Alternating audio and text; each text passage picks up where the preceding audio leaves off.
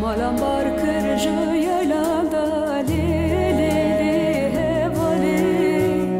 Stranê dengbêjê Nemir Şakro wey dil bi şîroveya hunermenda Kurd Rojda di jiyaneka nû da careka din hatbû vejandin. Her berhemê Rojda di nava xwe da taybetiyekê dihewîne.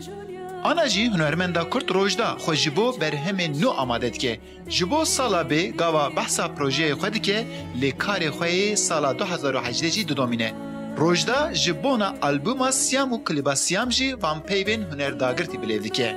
İsal xabatê min şu berhemekî deranî bi navê Siyam. Piştî bi navê Siyam min klîba yekemîn jî jê kişand û bi navê Çavreşê ew klîba min jî Nûra Aksoyê kişand derhener. û piştra min di navberê de min xwest ez projeyekî çêkim bi navê Gulbahar, Strana Gulbahar, Çîroka Gulbahar min dest pê kir. Çîroka xweşmire got ez gelek xemgîn bûm. Min vî strana ku bi navê Gulbahar min ji bo yî helbestvan Gulbahar çêkir.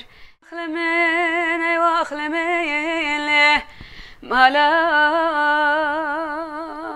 minê eyne dibe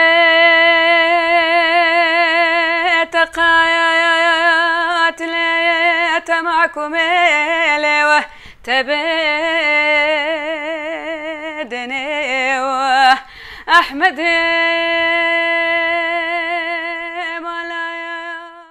Wêneya klîba siyam li agirî deverê Seraya İştak Paşa hate tasvîr kirin.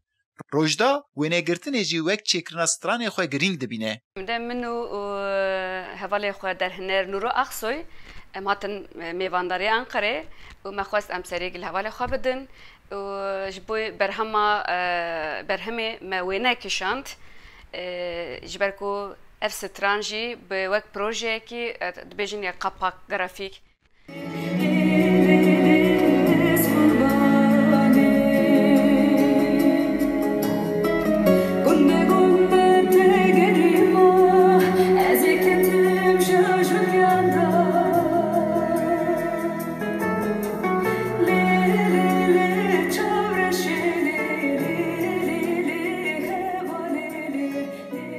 Piştî Siyam berhemekî amade kir, ew berhem jî bi deh strana min amade kiriye, lê hêja min nû dest pê kiriye. Ez dixwazim sala ku were ez dixwazim derînim.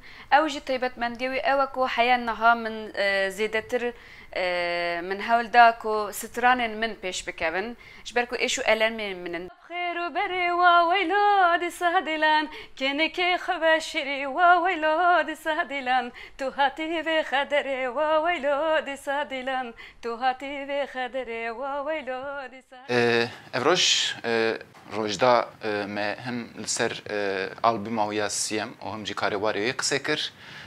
Em dizanin ku albûma Siyam di nav guhdarvanê wê de jî gelek hatiye ecîbandin. Eyüp Demir dengê Amerîka Enqerê.